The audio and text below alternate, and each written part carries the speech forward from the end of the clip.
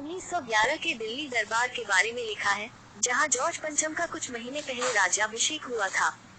जब जॉर्ज पंचम और क्वीन मेरी ने लाल किला छोड़ा तो एक राजसी जुलूस निकला था। इसमें लगभग सारे शहजादे और सम्राट यहाँ आए। जब ये काफिला आगे बढ़ रहा था, तभी एक भिखारी बहादुर शाह अपनी बेकार हो चुकी टांगों के सहारे शाहजहानाबाद की गलियों में घिसट रहा था। ये भिखारी कौन था, उसे बहादुर शाह नाम क्यों दिया गया? शहजादे के भीख मांगने का जिक्र ख्वाजा हसन निजामी 1873 जुलाई 1955 की किताब बेगमात के आंसू में मिलता है। उसका नाम मिर्जा नासिर उल मुल्क था। अंग्रेजों से बचने के बाद उसने शाहजहानाबाद में अपनी बहन के साथ एक व्यापारी के घर में नौकरी कर ली। बाद में जब अंग्रेजों की सरकार बनी, तो दोनों को 5 रुपए महीने की पेंशन मिलने लगी।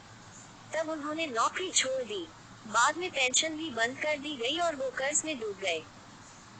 कुछ सालों बाद एक पीर बाबा, जो दिखने में चंगेज के खानदान के लगते थे, चितली कब्र और कमर बंगाश के इलाके में दिखाई देते थे। वो ठीक से चल ही नहीं सकते थे। उनके गले में एक झोला होता था और वो आने जाने वालों से चुपचाप मदद मांगते थे। जो लोग जानते थे कि वो कौन है, वो उनके झोले में कुछ सिक्के डाल देते थे। किसी ने पूछा वो कौन है, तो बताया गया उनका नाम मिर्जा नासिर उल मुल्क है और वो बहादुर शाह के पोते हैं।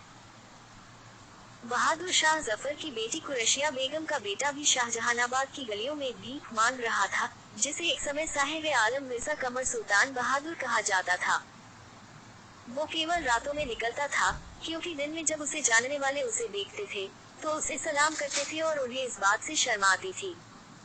मिर्जा सुल्तान भीख मांगते हुए कहते थे, या अल्लाह, मुझे इतना दो कि मैं अपने खाने के लिए सामान खरीद सकूं।